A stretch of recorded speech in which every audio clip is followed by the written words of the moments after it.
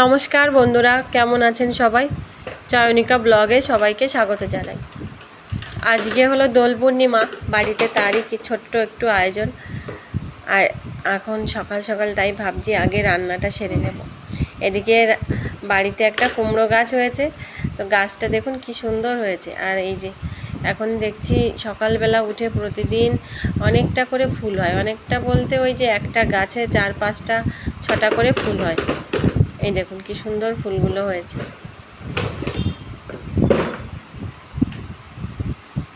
এই যে ওই ওপরে, তারও ওপরে কটা আছে, 5-6টা করে ফুল হয়েছে।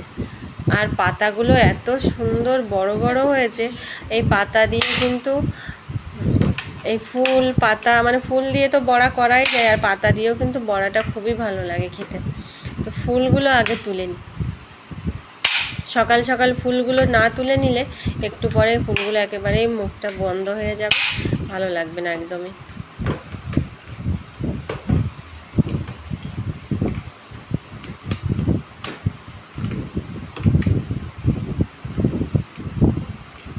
এই ছোট্ট ছোট্ট আবার কুমড়োও ধরেছে। কুমড়োগুলো এইরকমই হয়, কিন্তু বড় করা খুব মুশকিল, এগুলো সব ওই নষ্ট হয়ে যায়। কিছু পাতা নিয়ে নিই, কচি কচি পাতা, এগুলো দিয়ে পাতাগুলো কুচি কুচি করে তারপর বড়া করব। কুমড়ো পাতা বাটা, কুমড়ো শাক চিংড়ি মাছ দিয়ে বা নিরামিষ খেতে খুবই ভালো লাগে। আর এই কচি পাতাগুলো দিয়ে বড়া করলেও কিন্তু দারুণ লাগে খেতে। এই যে কয়েকটা কচি কচি পাতা নিয়ে নেব, আর এই যে এতগুলো ফুল হয়েছে, এইগুলো দিয়ে আজকে বড়া করব। যাই এবার ওপরে যাব রান্নাঘরে, রান্নাঘরে গিয়ে রান্না করব। এই যে চলে এসেছি, আর এইখানে দেখুন কচুর পাতা এনেছে, অবশ্য কচু শাকও এনেছে, কিন্তু কচুর এই মোড়ানো মোড়ানো কচি পাতাগুলো খেতে দারুণ লাগে। নানান রকম রেসিপি বানানো যায় এই মোড়ানো পাতা দিয়ে। তো আজকে পাতাগুলো ধুয়ে সুন্দর করে কুচি কুচি করে রেখেছি, ওটা কচুর শাকের মতো রান্না করব। আর এই যে বাটিতে বেসন গুলিয়ে নিয়েছি, কিছুই না, বেসন নুন হলুদ দিয়েছি। আর এইখানে কড়াইতে সাদা তেলে কুমড়ো ফুলগুলো বড়া ভেজে নেব। বেসনের মধ্যে ডুবিয়ে এপিট ওপিট করে এই সাদা তেলে এবার ভেজে নেব।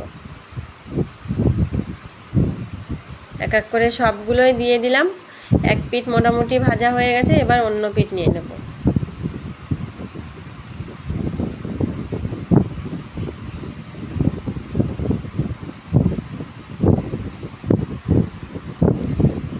গ্যাসের আঁচটা কিন্তু একটু স্লো করেই রেখেছি, আস্তে আস্তে বেশ মচমচে খেতে লাগবে।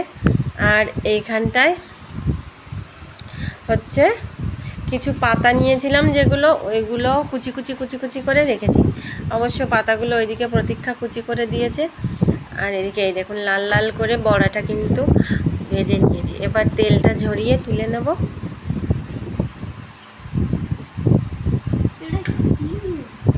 একটা একটা করেও ভাজা যায়, আমি একসঙ্গে সবগুলোই ভেজেছি। গ্যাসটা একটু কম পড়বে তাই। এই যে কুমড়ো ফুলগুলো ভাজা হয়ে গেছে বড়ার মতো করে।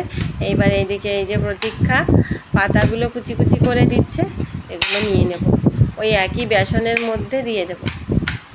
কুচি কুচি করে পাতাগুলো এই বেসনের মধ্যে দিয়ে ভালো করে চটকে নেব। আর একটু বেসন দেব, বেসনটা একটু কম হয়ে গেছে। আর একটু বেসন, আর এইদিকে কিছু পেঁয়াজ কুচি করে আর লঙ্কা কুচি ওর মধ্যে দিয়ে একসঙ্গে ভালো করে মেখে নেব। মেখে নিয়ে এই দেখুন ভালো করে চটকে চটকে মেখে নিয়ে ওই একই তেলে বড়ার মতন ভেজে নেব অল্প অল্প করে। এই যে এটা হলো কুমড়ো পাতার বড়া, একটু পেঁয়াজ কুচি দিয়ে। এটা খেতে কিন্তু অসাধারণ লাগে। অবশ্য বড়াটা বানাতে অনেকটাই সময় লাগে, কারণ ভেতর থেকে বড়াটা ভাজা হতে কিন্তু মচমচে করে ভাজা হতে খানিকটা সময় লাগবে, তাড়াহুড়ো করে ভাজলে একদমই চলবে না। আর এদিকে তো রং খেলার জন্য ছেলে মেয়েরা একদম উতলা হয়ে পড়েছে নিচে, এতক্ষণে শুরুও হয়ে গেছে। গতকালকে কিছু বেলুন আর রং নিয়ে এসেছে।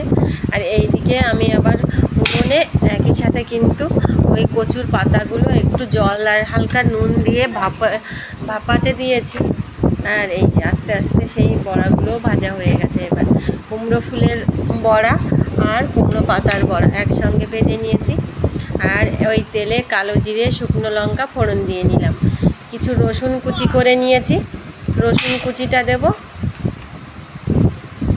আর দেব পেঁয়াজ কুচি।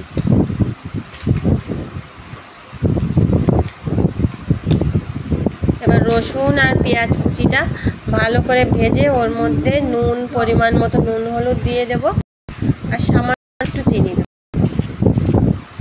চিংড়ি মাছ দিয়েও কিন্তু এটা খেতে খুবই ভালো লাগে। আর এই যে কচুর পাতাটা একটু ভাপিয়ে নিয়েছি, তাহলে কিন্তু গলা ধরার সম্ভাবনা থাকে না। এবার ভালো করে উল্টে পাল্টে পেঁয়াজের সঙ্গে কচুর পাতাটা মিশিয়ে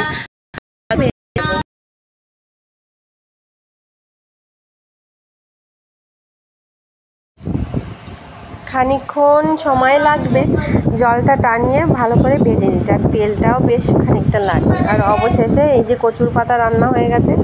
আর এইদিকে এই যে হোলির মিষ্টি নিয়ে এসেছে প্রতীক্ষার বাবা, আর এইটা নিয়েই এবার বসে বসেছে সব। লাড্ডু, মিষ্টি, রং এগুলো নিয়ে চলবে খেলা। তো বাড়িতে ছোট্ট করেই আমাদের হোলি বা রং খেলাটা পালন করা হয়। এই যে সবুজ রং আর লাড্ডু, এদিকে মিহিদানা, মিষ্টি সব কিছুই রয়েছে। আর সকাল সকাল অবশ্য পুজো দেওয়ার জন্য এই যে থালাটাও সাজিয়ে নিয়েছি। পুজো দিয়ে এনে রেখে এবার এই দিয়েই শুরু হবে রং খেলা ওদের। আর এই যে এইখানে কিন্তু সবাই মিলে বাচ্চারা এই রং খেলা শুরু করেছে।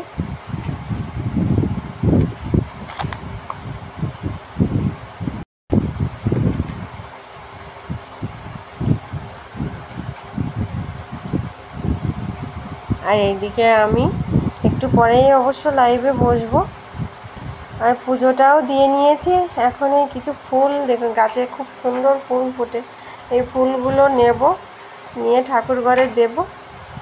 তো আজকে এ অবধি। সবাই অনেক ভালো থাকবেন, সুস্থ থাকবেন। সবাইকে দোল পূর্ণিমা